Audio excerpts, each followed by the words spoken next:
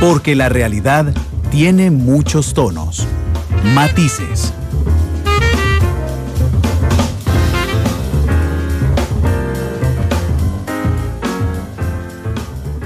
Francia, la situación política de Francia. Habíamos pensado este programa desde el ataque en Niza.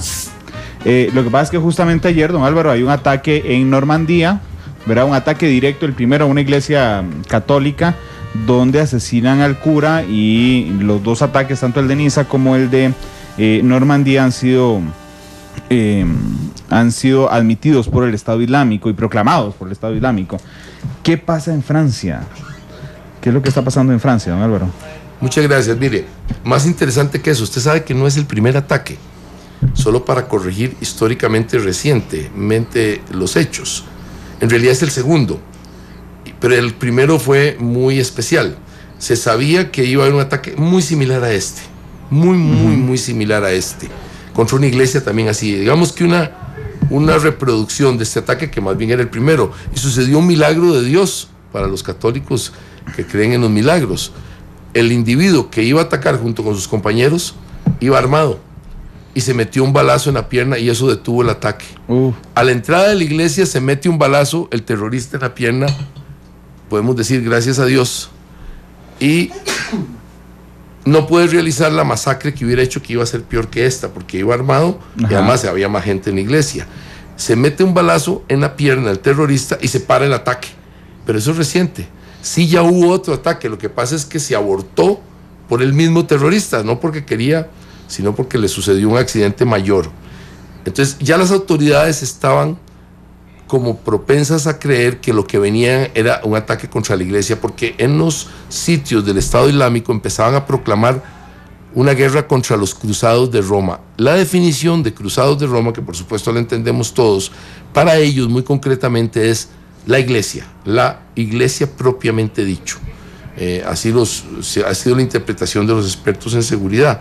Y entonces se realiza vea si las autoridades tenían alguna idea de que se podía dar un caso similar, que con gran velocidad, para suerte de las monjas que estaban ahí, había poca gente en la iglesia, pero había unas monjitas y había un señor muy mayor, por cierto, un año mayor que el sacerdote, que era de 85 años.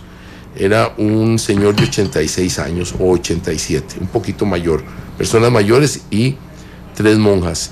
La suerte que tienen es que los tipos entran, hacen el daño que hacen de degollar al padre, que obviamente no le hace daño a nadie, todo lo contrario, parece ser una excelentísima persona y un gran pastor de la Iglesia Católica, reconocido en la zona de Normandía, originario de Normandía, que estaba haciéndole unas vacaciones a un sacerdote de origen senegalés, que era el párroco formal, el párroco, digamos, propietario de la iglesia. Vea qué mala suerte para el padre mayor. Y lo que sucede es que una unidad de intervención policial estaba muy cerca. Una casualidad, o tal vez no tan casualidad. Tal vez los servicios de inteligencia franceses no nos están diciendo todo lo que sabían. Probablemente tenían indicios claros de que se iba a producir en la zona de Normandía un ataque. Habían seguro chispazos en el sistema de escuchas telefónicas, en el sistema de WhatsApp. Habían chispazos de que algo malo, las computadoras esas súper sofisticadas de los servicios occidentales, detectaron una línea de conducta, una línea de logística que implicaba que iba a haber un ataque parecido al anterior. Y había una unidad completa, casualmente, no lo han dicho porque la había, y logró en minutos llegar a la iglesia y socorrer y salvar la vida y la integridad a las monjas. Lamentablemente, de hecho, fue una monja la que sale primero. Una monja logra escaparse y da el aviso. Y eso hace que la unidad, vea qué curioso, una unidad entera en una ciudad francesa pequeña de 29,000 habitantes, no creo que tengan unidades de policía. No. De hecho, yo cuando leí el récord del país, hora por hora, me llamó la atención, porque yo decía, ¿cómo? Que a las 9:25 entra el comando, a las 9:26 sale la monja, y a las 9:32 está el comando en la iglesia. ¿Dónde está el comando?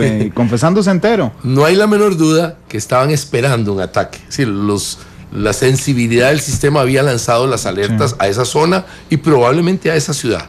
Lo que no sabían, Francia tiene, según pude leer, 45,000 iglesias. Si es que vea usted qué difícil, católicas.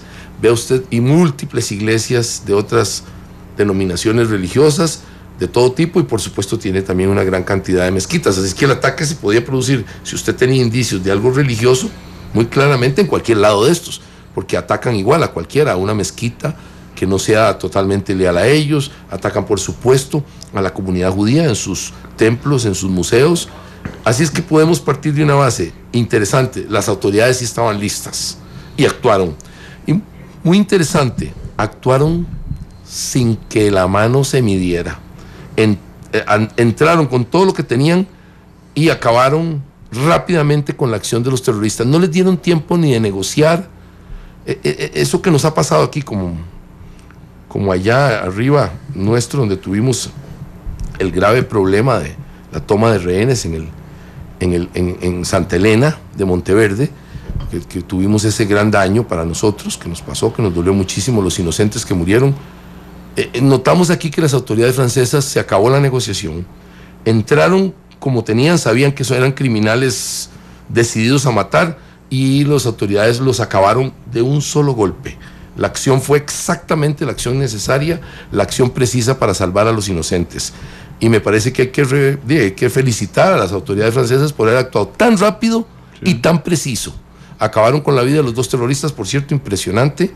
Los terroristas son muy jóvenes, uno, si no me equivoco, 19 años, el más importante, y el otro de 17, lo que los hace muy peligrosos. Lo sorprendente del de 17 años, Carmel, si no me equivoco se llama, es que presentaba ya un récord. Aquí no hay, en este caso, no hay sorpresa. Es curioso, en los otros casos ha habido enormes sorpresas. ¿De dónde salen estos terroristas tan particulares que de repente cometen crímenes como el de Niza? Aquí no.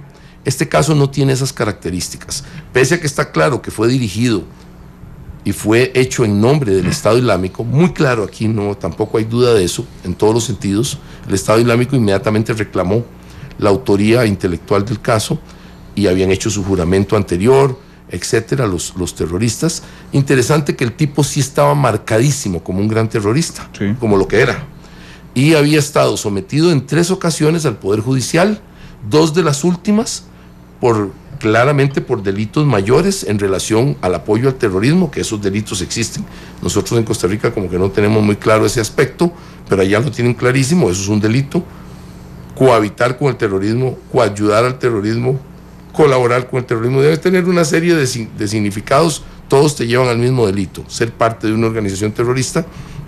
Lo habían capturado en 2 ocasiones tratando de escaparse con identificaciones falsas a Siria para entrenarse y pelear al lado del Estado Islámico, las huestes islámicas. Y vea qué interesante, lo traen a Francia, lo detienen, le ponen, primero no entiendo por qué no estaba en la cárcel. Sí. Primer elemento, que es incomprensible cómo un tipo tan peligroso no está en la cárcel. Que nos sirva de lección a nosotros. Que nos sirva como un señor que trafica 1.200 kilos de marihuana. Marihuana de la cara, ¿verdad? Que es parecida a la cocaína. Estaba libre. Sí, con una sentencia de 900 kilos anteriores. Este es un verdadero narcotraficante. Esto es como una... como digo yo, la frase mía es este último tipo, que usted, ya que lo mencionó, usted es como sacarme las castañas del fuego. Este último tipo se reinsertó en la sociedad, tenía 900 kilos, lo pusieron libre, sin ninguna justificación. Lo agarraron ayer traficando con 1.200. Yo digo que sí se reinsertó en el cartel del Caribe. Está reinsertado en el cartel del Caribe. Perfectamente reinsertado. De nivel porque pasó de 900 kilos a 1.200. Oiga mis palabras, aquí se las digo. Ninguno se reinserta en la sociedad, don Randall. Cuando digo ninguno, el que usted ve reinsertándose lo está engañando. Lo está engañando a usted. Ajá. Si usted le cree, yo le vendo el conejo de Pascua. Bueno, yo sé que usted se enoja con esto, pero... me pongo ya bravo, ya me estoy poniendo bravo. Pero hablemos de Francia. Entonces a este individuo le ponen el GPS, ese que les ponen en la mano o en la pierna para hacer el seguimiento. Y oiga usted lo increíble de esta historia de este terrorista que mató a esa persona buena, que lo degolló, sin ningún sentido y sin ningún motivo respecto de esa persona inocente. Esta persona tenía ese dispositivo de seguridad de seguimiento, que en Francia debe ser serio. Sí. Me lo estoy imaginando que debe ser muy serio. Y deben haber unidades de seguimiento. Por una cosa incomprensible de un juez absolutamente flojo, vergonzantemente flojo, como los tenemos en otros lados aquí también, este sistema de juez flojo, vea lo que hace. a un criminal como este, perfectamente claro y peligrosísimo para toda la comunidad, un enemigo declarado de la comunidad francesa, le permiten incomprensiblemente que en horas de la mañana el dispositivo se desconecte para que pueda hacer lo que quiera. Es decir, y exactamente lo que hizo fue un acto terrorista. Exacto lo que hizo fue un acto terrorista. Le digo esto para que nos quede lección que el que es un criminal violento, don Randall, hay que reprimirlo, hay que restringirlo en todas sus actividades y evitar que tome fuerza la posibilidad de causarle daño a la comunidad. No podemos seguir tolerando esta situación. Francia la toleró y hoy paga carísimo la imagen y el trauma nacional que tiene Francia, extraordinario, de permitir que un criminal perfectamente reconocido, perfectamente identificado y hasta con un GPS puesto, cometiera este crimen. ¿Cómo van a justificar esto las autoridades francesas? Me parece extraordinario. Sí, ahí debería destituirse inmediatamente a todos los que permitan una situación como esta. Pero, don Álvaro, enfrentan además una situación complicada, porque los ciudadanos que están cometiendo actos terroristas son franceses. Entonces ahí se cae un poco, además, alguna versión de la derecha extrema francesa en el sentido del cierre de las fronteras. Son ciudadanos franceses. En el caso de Francia y en el caso de Bélgica, para efectos que es tan cercana a Francia, muy cercana históricamente y muy cercana culturalmente, usted tiene toda la razón. Es un elemento que la extrema derecha francesa está equivocada. Ya el problema es francés, no es exterior. Fíjese en estos dos terroristas. ¿Acaso se habían ido a entrenar estuvieron intentándolo, claramente, irse a entrenar a Siria, pero no lo hicieron? Toda su educación terrorista, toda su radicalización religiosa y, por supuesto, toda la información, y digamos, en el caso de ellos las armas no parecen ser de tipo militar ni mucho menos, pero la adquisición de la logística para hacer este acto terrorista, la que haya sido, toda es francesa. Entonces el enemigo está adentro, claramente, en los 5.5 millones, en los 6 millones de personas que profesan la fe musulmana, que la inmensa mayoría, por supuesto, no son ni criminales ni radicalizados, deben ser bastante normales, la inmensa mayoría, sobre todo viviendo en una sociedad como la francesa, que es cuna del pensamiento occidental moderno, de la constitucionalidad, de las leyes, de la ley civil, de todo eso importante, de los códigos napoleónicos. La inmensa mayoría está perfectamente entendiendo que vive en una sociedad superior desde el punto de vista social, mucho más igualitaria. Este pequeño grupo es francés y este pequeño grupo definitivamente tiene una fuertísima aversión a la patria que los vio nacer, que acogió a su familia, que les ha dado un estándar de vida que, aunque no sea el mejor en la sociedad francesa, es muy superior al que tenían sus abuelos, sus bisabuelos, sus tíos mayores en las sociedades de las que vienen, originales. Don Álvaro, pero por ejemplo, en el de Niza, ¿verdad? Es un ataque el día en que se conmemora la toma de la Bastilla. Es decir, es como si un tico hiciera un ataque terrorista en Costa Rica el día de la independencia, digamos. No solo significa una lucha contra los occidentales desde el punto de vista religioso y cultural, digamos, que genera el Estado Islámico, sino es un ataque a su país, a su nación, a su idiosincrasia. Usted sabe que en el caso de Niza, que el tipo en realidad lo que tenía era problemas psicológicos terribles, desviaciones de todo tipo, mental y en el orden emocional y hasta en el orden sexual. Era un tipo que, digamos, era un utilitario de la gente, ¿verdad? De todo tipo, de todo sexo. Utilizaba a la gente en una forma atroz desde el punto de vista sexual. Tenía un problema de ese orden, este individuo. Creo que más que por la fecha, lo que él utilizó es la aglomeración de gente. En Niza, sí. Sí, que en Niza tiene la característica de ser un promenade, un corredor a lo largo del mar muy bonito, de la costa azul francesa, famosa desde la Belle Époque, y en realidad anterior, de la época de Napoleón III, eran famosas estas regiones, se fueron desarrollando por su belleza natural, por su clima mediterráneo perfectamente, claramente más suave que el continente general. Y entonces creo que la escogencia del 14 está no solo por la fecha, sino por la aglomeración de gente. Si usted me tocó a mí ese día observar el desfile de las Fuerzas Armadas francesas, me gusta observarlo el día 14, que lo hacen pues, horas mucho más tempranas que la que sucedió el incidente terrorista. Y el miedo era no por ser el 14, sino por la enorme aglomeración de gente a lo largo de los Campos Elíseos, que podían causar que cualquier acto terrorista, hasta el más simple, causaba un daño enorme. No solo las Fuerzas Armadas, que podían ser atacadas en sus formaciones y en su desfile, sino a la gente más importante, a la gente que está alrededor. En el caso de Niza, no eran las Fuerzas Armadas, era causar un acto terrorista en un bulevar donde se acumularon caminando miles de personas, que fueron familias, chiquitos. No dudo que tenía el simbolismo del 14 de julio. Por supuesto, usted tiene razón, es mejor fecha esa que hoy, no tengo ninguna duda, que ayer incluso, es mejor fecha esa, pero claramente era por la aglomeración de gente que un vehículo causaba ese estrago y él lo practicó. Sí, un día estaba viendo un documental sobre los controles en los aeropuertos, ¿verdad?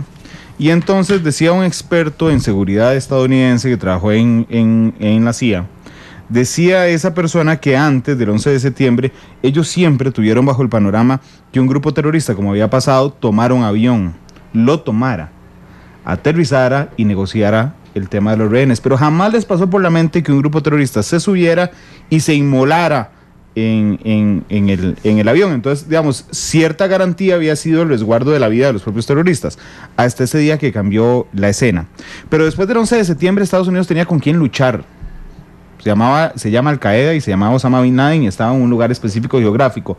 Lo que yo no entiendo, cómo van a hacer las autoridades, el gran dilema policial, don Álvaro, es que cualquiera que quiera hacer un ataque, ni siquiera tiene que haber ido a Siria, ni siquiera tiene que haber ido a Irak, simplemente se mete en internet, lee algo del Estado Islámico, se declara fiel al Estado Islámico y hace lo que se le ocurra, con un carro, con una pistola, con un cuchillo, con lo que sea. Es decir, hay escenarios tan complicados que yo no sé cómo hace la inteligencia, y aquí se lo pregunto, ¿cómo hace la inteligencia para intentar prever una situación de este tipo, don Álvaro? Dos elementos a tomar en consideración, concuerdo en todo lo que usted dice. Uno es que se cambió el paradigma. Inicialmente teníamos el terrorismo, para ubicarnos en la época nuestra, el terrorismo de los palestinos y sus grupos adherentes, en los que había latinoamericanos y todo, que se apuntaban Carlos Ilich Ramírez, el Chacal, habían alemanes que se apuntaban, el grupo Baader-Meinhof, habían japoneses, el Ejército Rojo japonés, las Brigadas Rojas de carácter italiano. Teníamos ese tipo de gente que efectivamente corresponden al patrón de conducta que usted dice.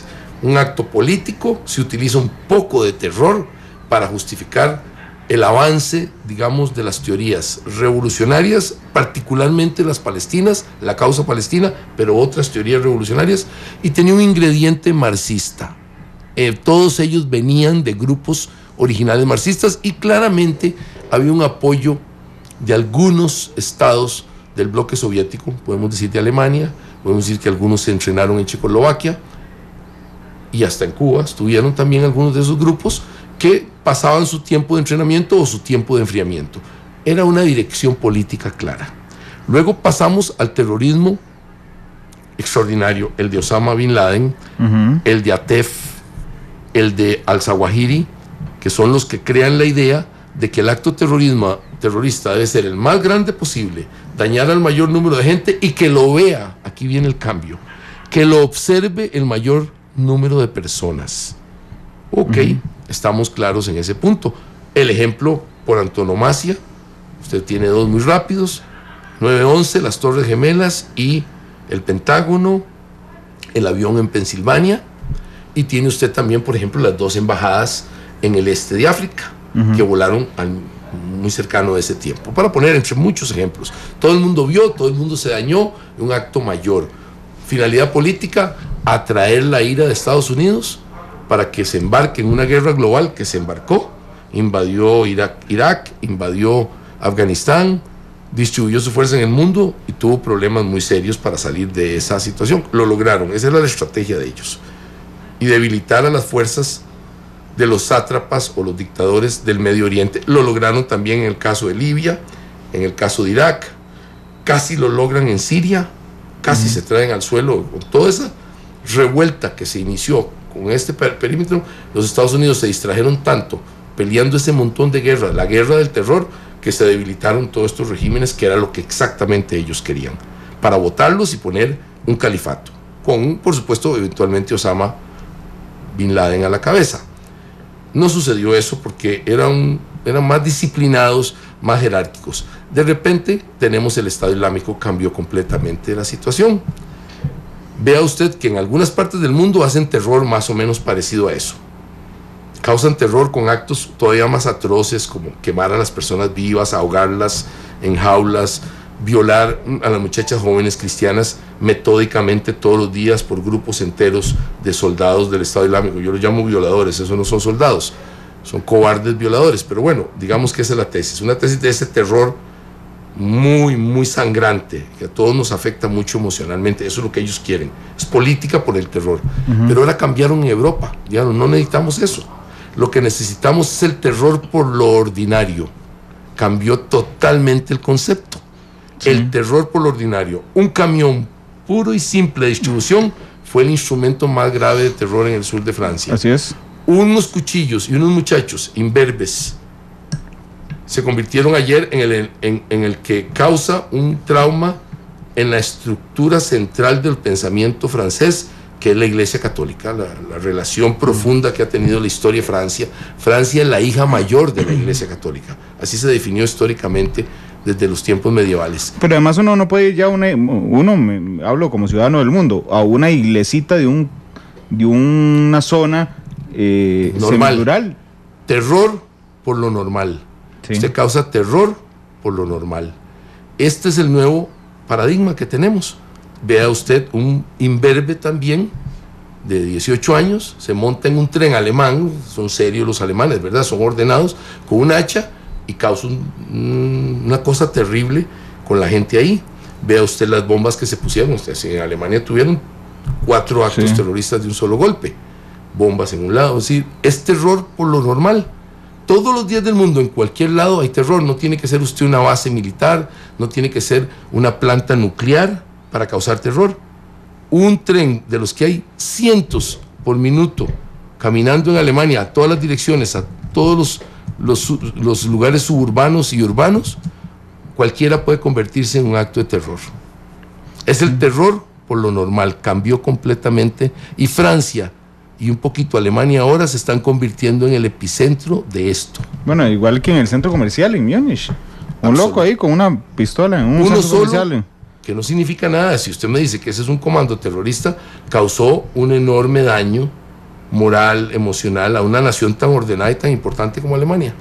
No, Álvaro, cuando yo escucho al presidente François Hollande después de cada acto terrorista de los que ha habido en Niza y ahora en Normandía, pues yo no dudo de que esté furioso con lo que pasa y de que esté intentando plantear las respuestas, pero lo que pasa es que cuando dice, bueno, le ganaremos al terror y continuamos en lo que veníamos, el terror no tiene cara aquí, se llama el Estado Islámico, pero usted no hace nada yendo a bombardear las principales ciudades del califato cuando el terrorismo es casero, autóctono. Y va a continuar una y otra vez, se va a repetir en todas las ciudades de Europa. Espero que no nos contamine, por lo menos a las grandes ciudades de América Latina. Es una posibilidad que exista, no por el terrorismo islámico, sino porque se transforme en una forma de impacto social e impactar el sistema político, el sistema legal.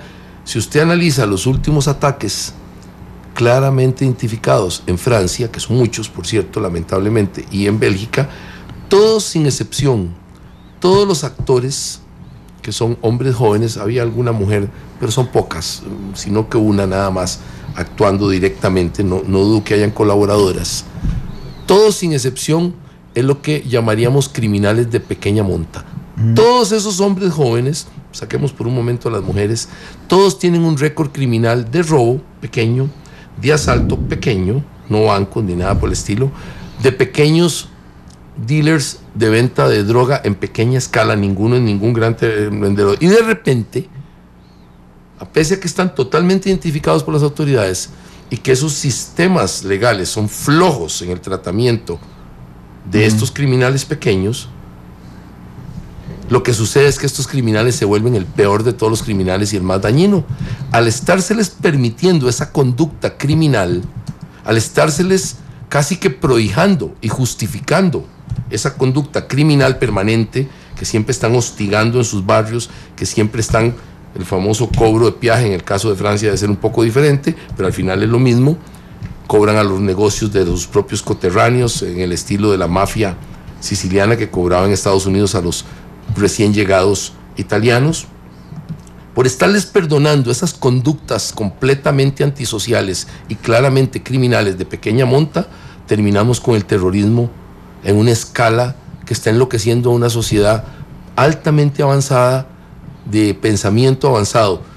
Problema serio, porque el día que se hizo el ataque, precisamente el 14 de julio, ya que a usted le gusta la fecha, y a mí también, es una fecha que para mí me gusta muchísimo recordarla, es el inicio un poco del mundo moderno, sin duda, del pensamiento. Vea qué interesante, el presidente Hollande había dicho que iba a eliminar el estado de excepción. Estado de excepción es que le permite a las policías perseguir un poco más duro, permite entrar a ciertos, digamos, niveles de privacidad que no se permite en tiempo normal, solo con jueces. Y ese día en la mañana el presidente sale en un discurso en vivo, o no sé si enlatado, pero sale y anuncia que va a eliminar el estado de excepción, es decir, que ya no va a haber más leyes especiales para la policía para perseguir a los terroristas, y los terroristas le pagan con un acto mayor de trauma, y ahora tiene este otro. Claro que extendió 6 meses el estado de derecho, de excepción de derecho.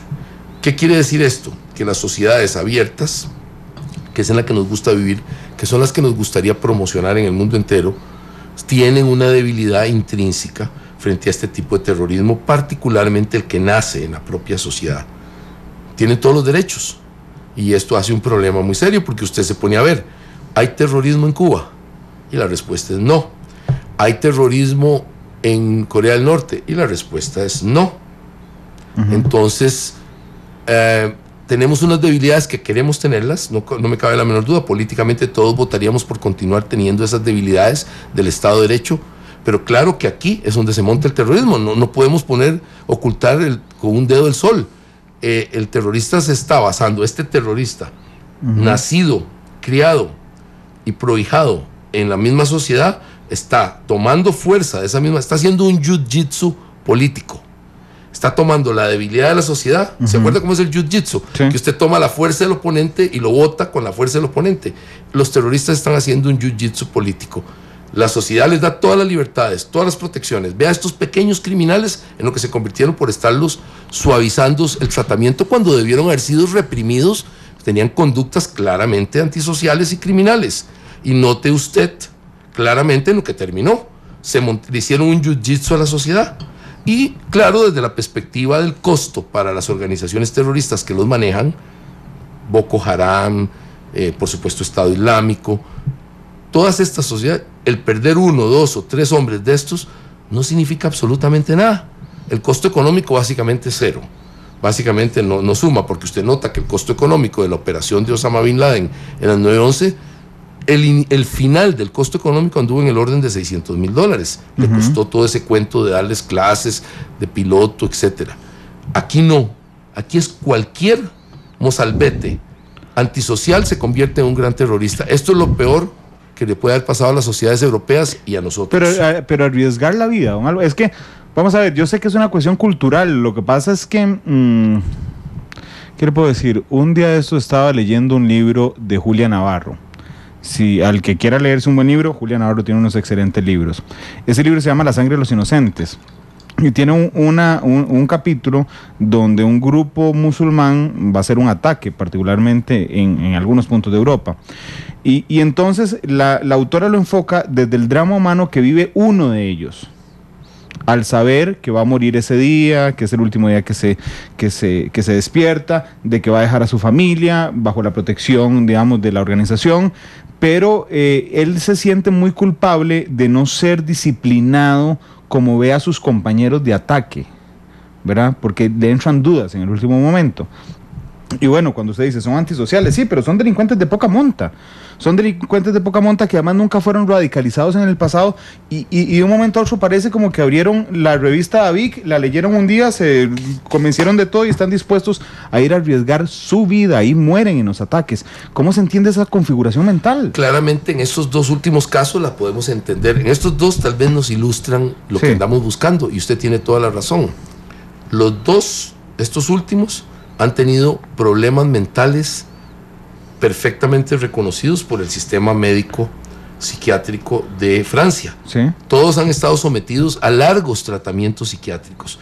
Entonces, una persona con esa debilidad es caldo de cultivo perfecto si tiene ya un vínculo criminal. Son criminales de pequeña monta. El sistema no los ha reprimido lo suficiente, cosa que es una debilidad del sistema. Les ha permitido crecer, les ha permitido continuar con sus actividades criminales. Y luego, una clara enfermedad mental. Tiene usted el cóctel perfecto para que estemos sufriendo el terrorismo que estamos sufriendo.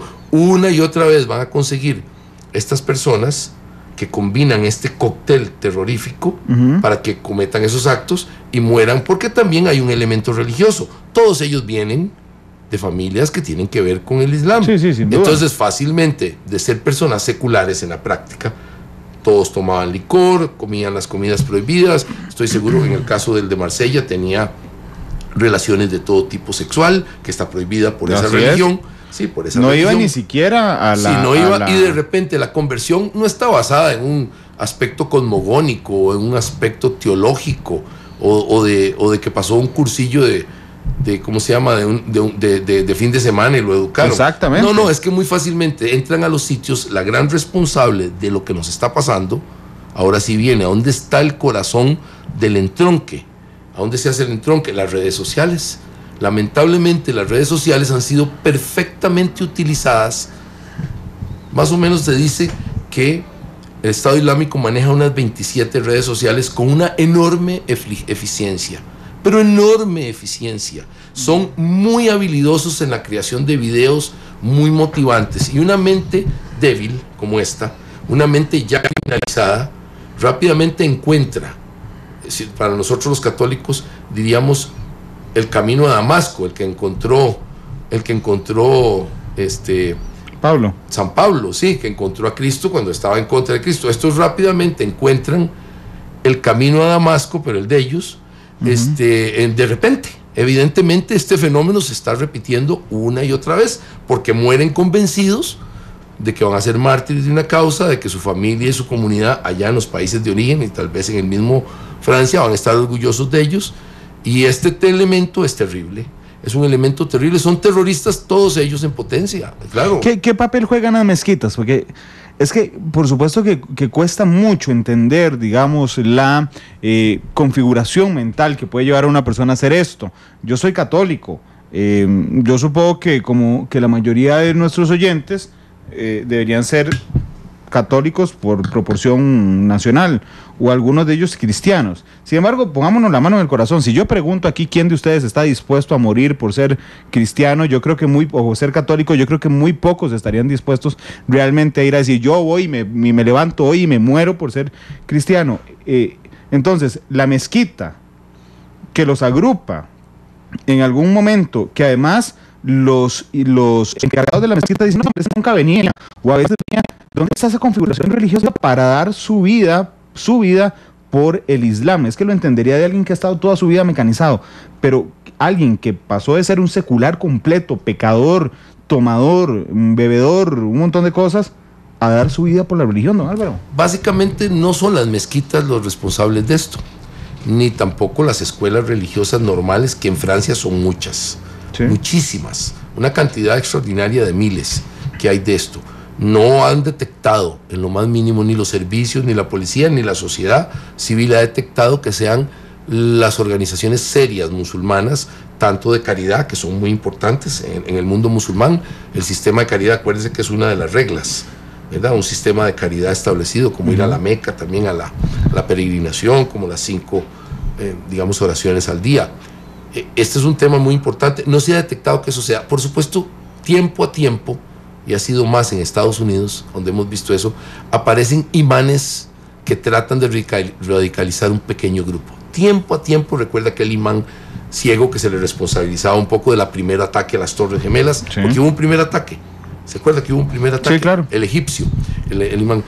Tiempo a tiempo en Estados Unidos hemos visto la aparición de imanes que radicalizan incluso a latinos, que sin tener tradición de nada en las familias, hay imanes que radicalizan personas de la raza negra, por la tradición africana, afroamericana, que venían los esclavos que eran en realidad musulmanes. Hay una cosa emotiva histórica. Hay de esos imanes que sí he visto que radicalizan. En Francia no ha aparecido ese fenómeno, debe haberlo. No tengo duda que lo hay. Uno que otro imán radicalizado, pero no es la comunidad musulmana la que crea esto. Esto obedece más a una relación directa del muchacho, que son habilidosos, como usted lo es con la computadora, que lo veo aquí, que todo el tiempo está maniobrando en la computadora y en el teléfono. Estos tipos tienen una relación directa con los sitios web, las redes sociales terroristas del Estado Islámico, que es el más eficiente de todos. En segundo lugar, Al Qaeda tenía muy buena red terrorista, y hay una serie de grupos que les encanta meterse en esto y asusar a los muchachos jóvenes que caen presas de eso. Es más la red que la mezquita, mucho más responsable de estas circunstancias. Y además grupos de reclutadores que no tienen nada que ver con religión propiamente dicho, no son teólogos, sino que en los barrios bajos, en los barrios marginales, en los barrios suburbanos que rodean a París, que rodean a Bordeaux, existe personas que están tratando de reclutar, y esto sí los arresta la policía, de reclutar jóvenes desabridos como estos para llevárselos a Siria y a pelear al lado y a entrenarlos para que con su pasaporte europeo, oiga, lo importante, como son ciudadanos europeos, vuelvan después de recibir ahora sí una indoctrinación poderosísima y además haber participado en acciones bélicas y ojalá en atrocidades, vuelvan a sus países de origen con plena uso de los derechos civiles que tienen para volver y hagan alguna atrocidad mayor en un momento. Francia tiene el mayor número de personas que ha pasado por este proceso. Se habla que alrededor de 1000 ya pasaron por este proceso, poquito más de 1000, y esto es claro, cada uno de esos entrenados es potencial de daño terrible. No ha habido necesidad de usarlos. Fíjese usted que los que han usado son gente como los de ayer, que hicieron igual daño sin ningún entrenamiento, porque volvemos a la tesis, el terror por los medios ordinarios. Estaba viendo la revista del Estado Islámico, David. Cuidado lo convencen, don Randall, cuidado lo convencen. No la lea mucho, no la lea mucho. Oiga, don Álvaro, es una revista, vamos a ver, en términos de comunicación. Sí, usted es el experto aquí. Muy fina, realmente es muy fina. Tiene fotografías de una altísima calidad, tiene titulares completamente atractivos. Tiene fotos sangrientas de los ataques que comete el Estado Islámico. Es una cosa increíble. Muy motivante realmente, para el que esté con la mente propensa sin duda, a vengarse de la sociedad. Pero que eso no le brinda significa todo. que es alguien que tiene que meterse a un sitio web, montar una página, tomar fotos, meterse en una computadora, y entonces, ¿dónde está el rastro de inteligencia de estas operaciones en redes sociales? Si usted pone una mala foto en Facebook, lo bloquean y lo quitan. Aquí, y el Estado Islámico maneja todas las redes. A usted que le gusta la materia de inteligencia, usted hace exactamente lo contrario. Usted deja que el Estado Islámico, si usted es una gran unidad de inteligencia rusa o una unidad de inteligencia canadiense, que les importa mucho esto, y no digamos los norteamericanos y los franceses y los españoles, que deben estar pero interesadísimos. Entonces, usted deja que la red se expanda. Usted deja que la red, usted con su enorme capacidad tecnológica y de análisis, usted permite que esa red se expanda y nota hasta donde pueda perseguir hasta el último vínculo que ha tocado esa red. Ya sea el que lo produce, la que lo mantiene y los que la usan. Usted ahí lo que tiene es una fuente de información fundamental. Jamás la bloquearía, claro, jamás la cerraría, porque usted lo que está obteniendo es exactamente la dirección hacia dónde va el viento. Sí, es interesante. Del terrorismo. Jamás lo haría. Si yo fuera jefe de una unidad de inteligencia, nunca cerraría una red de esos. Más, si puedo, la prohijo desde el punto de vista de que me dé toda la tecnología posible para capturarle toda la información tecnológica posible. Claro, imagínese generar una red social en Colombia en los tiempos de las FARC, por ejemplo. Los hubieran agarrado todos. Sin duda alguna. Sí. O en Cuba. Los hubieran agarrado todos. Aquí los servicios de inteligencia no tocan. Es decir, ahí están todos rodeando la red. Sí. No lo dude usted que la leen 26 horas al día, 390 días al año, es decir, repiten días incluso si pueden para leerla, pero no se toca porque ahí nos está indicando exactamente hacia dónde va la red terrorista y hacia qué público están apuntando. Con precisión lo pueden saber y permite penetrar redes más profundas que estoy seguro tienen intranet los grandes jefes. A través de esta va penetrándose las otras redes, pero claro que es complejo porque está permitiéndose un acceso a la juventud del mundo, sobre todo el mundo que tiene acceso a la internet, y aquí está el problema del reclutamiento final, no el reclutamiento ordenado, militar o paramilitar, sino el reclutamiento ideológico. Ese sí está ahí, porque creo que desde el punto de vista religioso no es mucho lo que aprenden estos muchachos en esas redes. No. Ideológicamente sí, a definir el enemigo, a definir que matar cristianos inocentes es correcto, que todo cristiano debe sufrir las consecuencias que sufren los musulmanes con los ataques de las fuerzas aéreas occidentales, porque este es un elemento que tenemos que analizar. Francia es un gran participante, ya que el tema es Francia, por supuesto el tema es el terrorismo, pero el tema es Francia. Francia es un gran participante, casi tan parecido a los Estados Unidos en cuanto a todas sus actividades militares y de inteligencia y de contrainteligencia en el mundo del terrorismo. Es un gran participante, su fuerza aérea ataca a ISIS, sus servicios de inteligencia y los militares están esparcidos en toda el oeste de África con gran fuerza, y por supuesto su tradicional relación con Líbano le permite penetrar hacia Siria, le permite estar en la zona del Medio Oriente, porque tuvo una tradición, tuvo colonias importantes, Siria y Líbano, para decir dos importantes ahí. Esto quiere decir que Francia es un gran actor, por eso también está sufriendo las consecuencias de su actuación, con un problema adicional.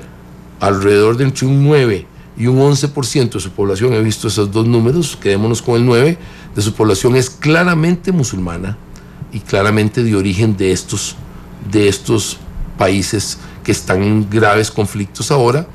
Todo esto se ve muy acalorado en la discusión europea de si se aceptan más inmigrantes o no. La inmigración, que en su mayoría viene de esa África, con un gran peso en el orden musulmán, y por supuesto de Siria y el Medio Oriente, enormes cantidades de inmigrantes, algunos legales y la mayoría ilegales, que fluyen y avanzan hacia Europa, hace que se tense mucho la fibra social y la fibra política. El ejemplo más claro es el Brexit.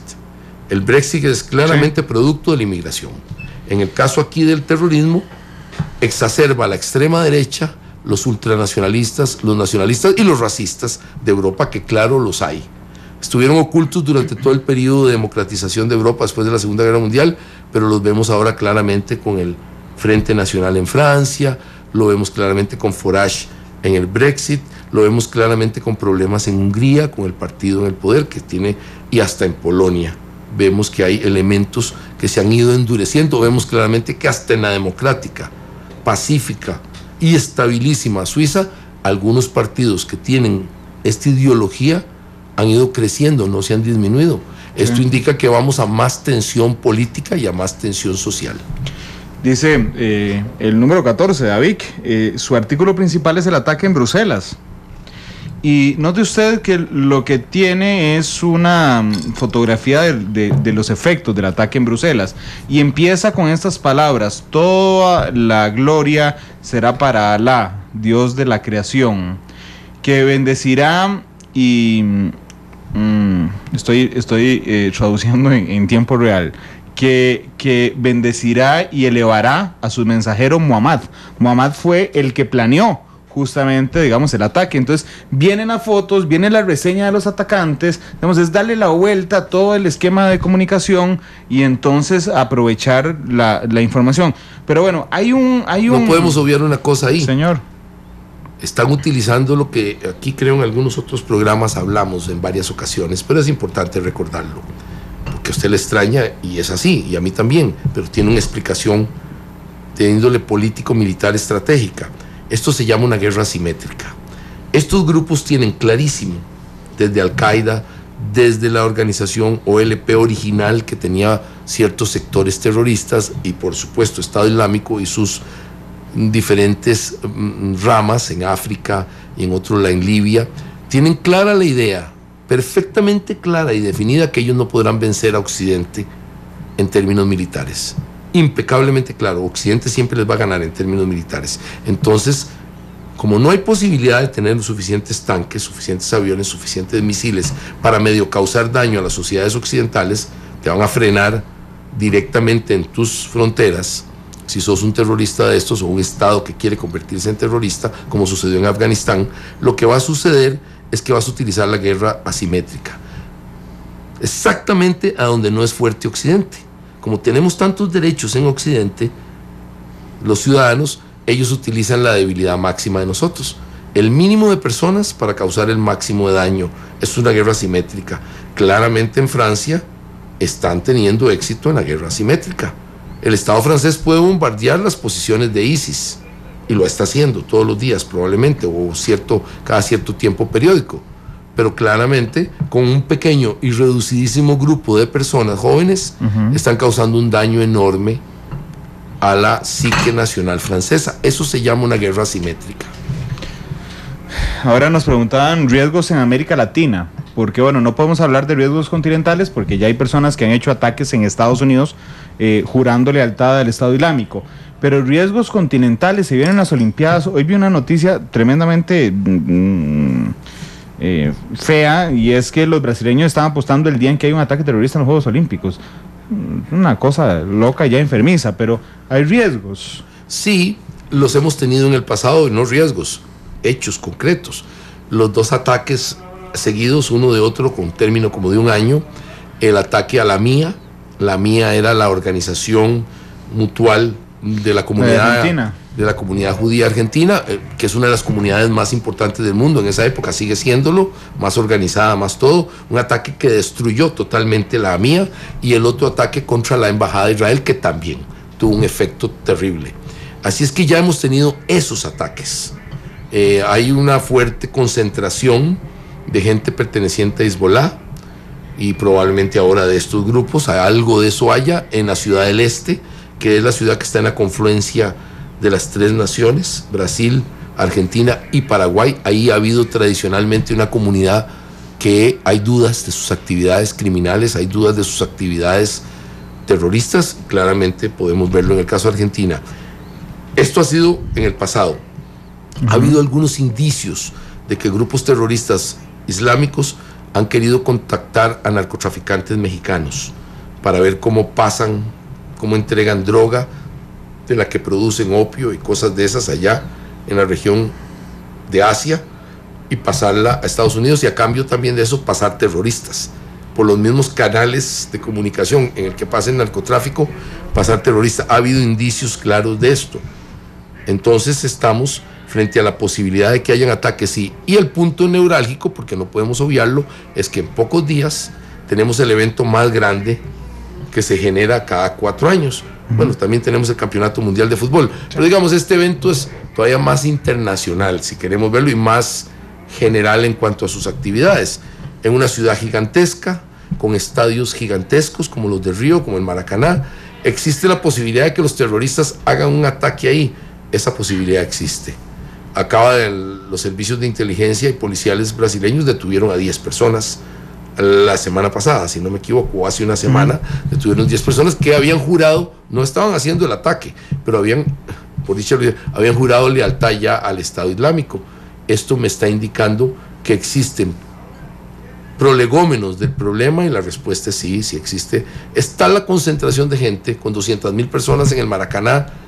En un juego es fácil que se genere un terror y hayan más muertos casi por aplastamiento y por horror en la huida que por la misma bomba, o una persona con una ametralladora disparando indiscriminadamente. Esa posibilidad existe. ¿Y por qué?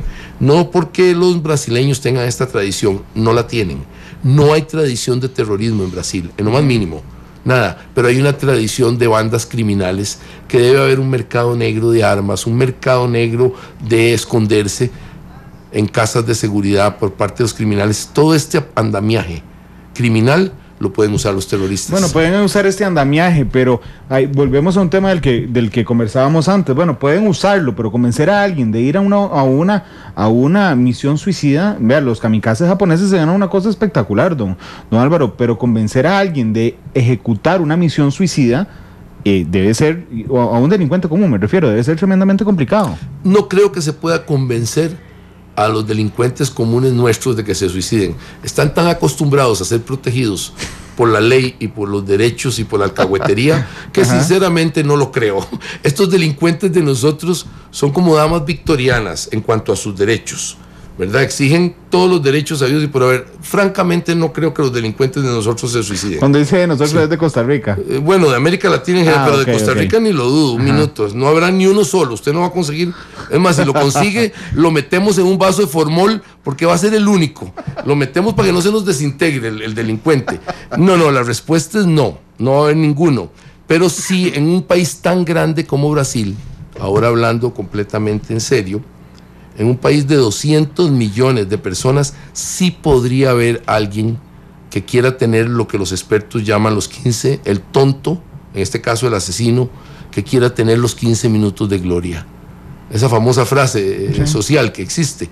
Esa posibilidad existe, sí existe esa posibilidad. En algo tan grande como Brasil, esa posibilidad existe.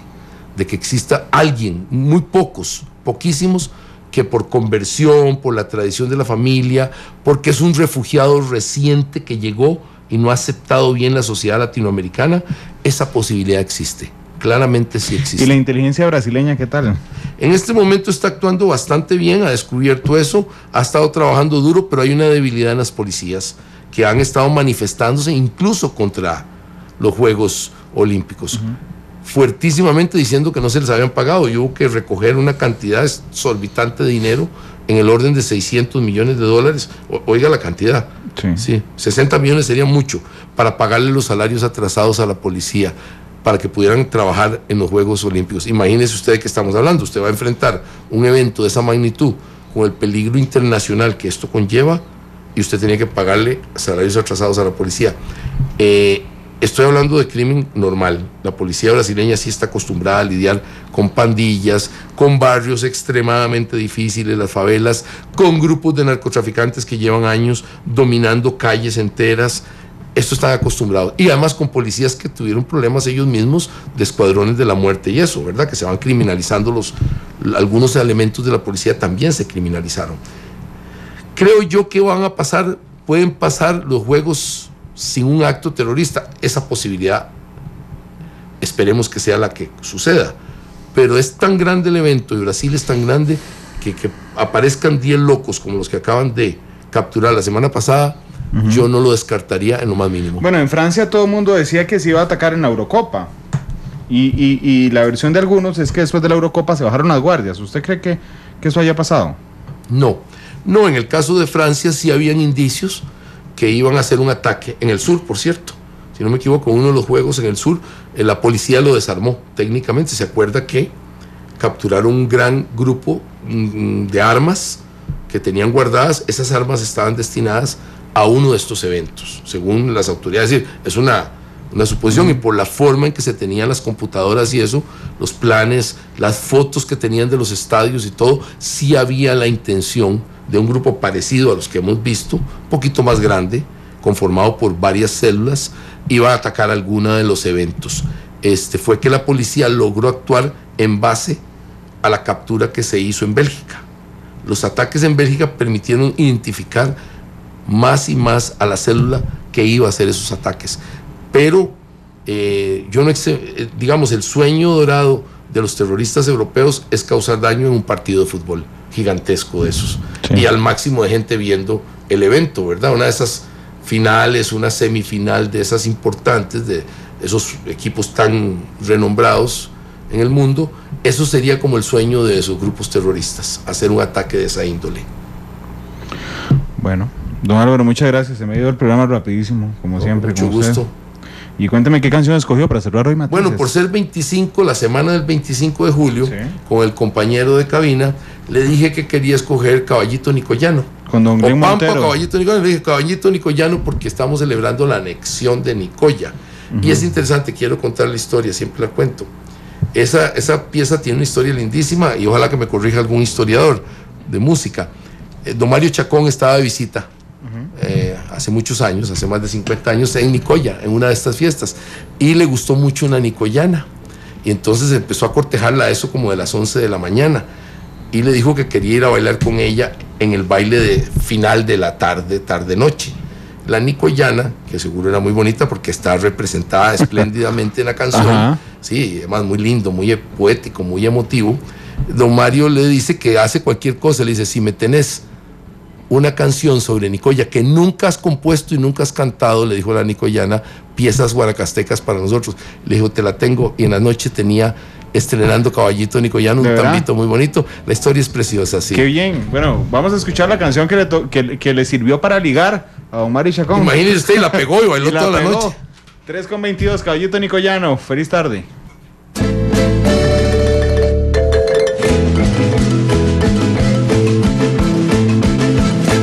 Caballito, caballito, caballito nicoyano, que sabes de mis ternuras, de mis amores, hermano.